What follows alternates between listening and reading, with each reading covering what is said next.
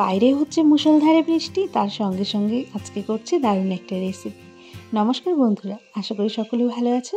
Village kitchen with পারমিতাতে সকলকে welcome. আজকের রেসিপিতে রেখেছি সর্ষে ইলিশ। সর্ষে ইলিশ আমাদের বাঙালির কিন্তু ভীষণ পছন্দের একটা পদ। এই সর্ষে ইলিশ দিয়ে কিন্তু এক থালা ভাত এমনিতেই শেষ করে দেওয়া যায়।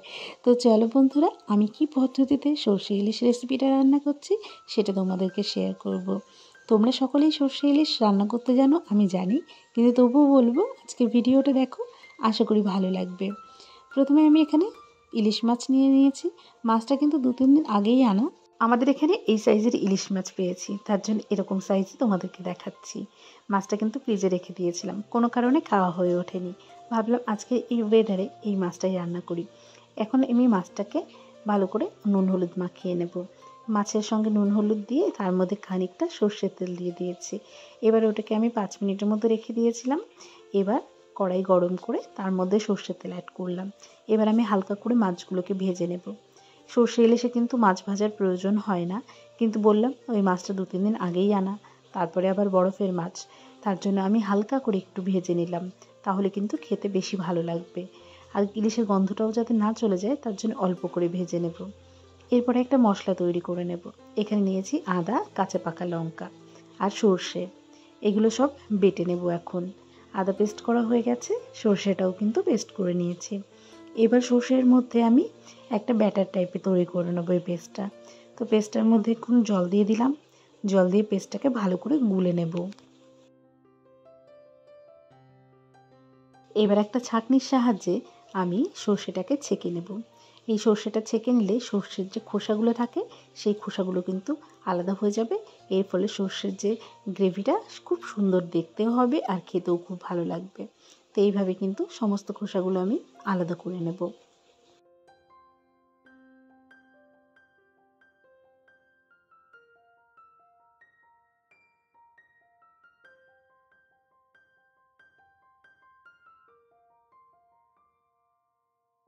মাছটা এক পিঠ ভাজা হয়ে গেছে, আমি অন্য পিঠে দিয়ে দিলাম। মাছটা কিন্তু খুব একটা ভাজবো না, জাস্ট একটুখানির জন্য ভেজে নেব। তো মাছটা কয়েক মিনিট ভেজে নিয়ে এবার কিন্তু মাছগুলো আমি তুলে নেব। তোমরা যদি ফ্রেশ ইলিশ পাও তাহলে কিন্তু মাছ ভাজার প্রয়োজন নেই। সর্ষে ইলিশের রেসিপিতে মাছ না ভাজলেই বেশি ভালো লাগে খেতে। তো আমি যে পদ্ধতিতে রান্না করছি এটাও কিন্তু খুব ভালো লাগে খেতে। আর অনেকেই আছো একটু অসুবিধা হয় ইলিশ মাছ খেতে, তাদের পক্ষে তো এটা খুবই ভালো। তো আশা করি রেসিপিটা ভালো লাগবে।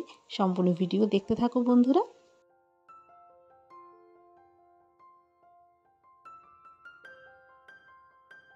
এই রেসিপির জন্য ফোড়নে ব্যবহার করলাম কালো জিরে। এখানে ছোট 2 চামচ মতো কালো জিরে অ্যাড করলাম।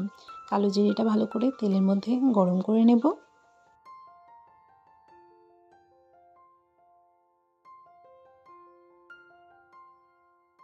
বেটে রাখা আদা, কাঁচা পাকা লঙ্কাগুলো দিয়ে দেব। এটা এখন ভালো করে ভেজে নেব।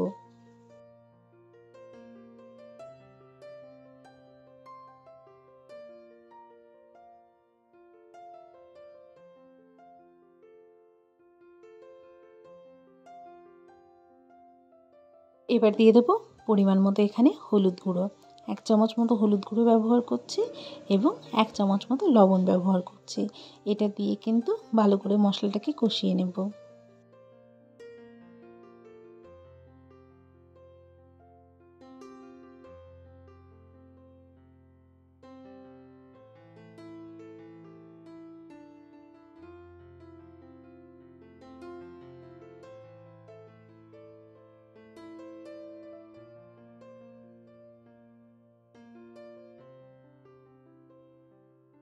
মশলাটাকে ভালোভাবে কষিয়ে নিয়ে তারপরে দিয়ে দিলাম এর মধ্যে ওই যে ছেঁকে রাখা সর্ষেটা।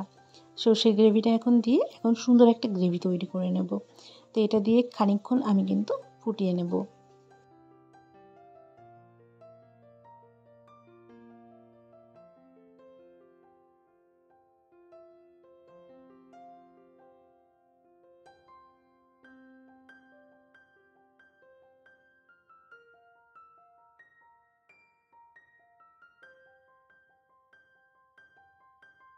সর্ষেটা খানিকক্ষণ ফুটিয়ে নিয়েছি আর কালারটা দেখতে পাচ্ছ খুব সুন্দর এসেছে। এবার আমি এর মধ্যে আর একটুখানি জল এড করব।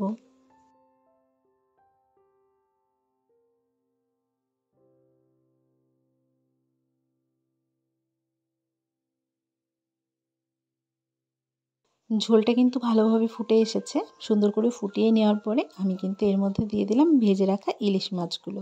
এবার কিন্তু আরও খানিকক্ষণ সব কিছু ভালোভাবে মিশিয়ে ফুটিয়ে নেব।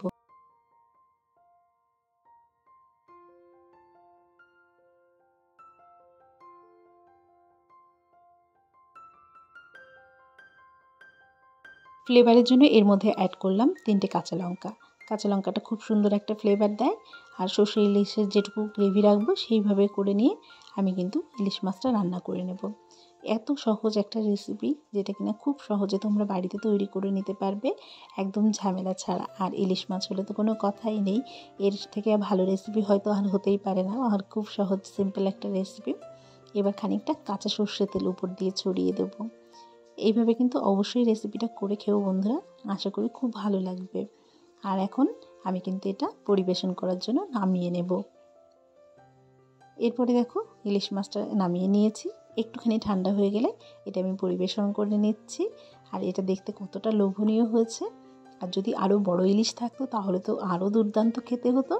তোমরা অবশ্যই এরকম সুন্দর সুন্দর রেসিপি করে খেয়ে দেখবে, তোমাদের ভীষণ ভালো লাগবে। আর সত্যি কথা বলতে বন্ধুরা, গ্রেভিটা আর ইলিশ মাছের এই সর্ষে ইলিশটা খেতে যা সুন্দর হয়েছিল বলে বোঝাতে পারবো না।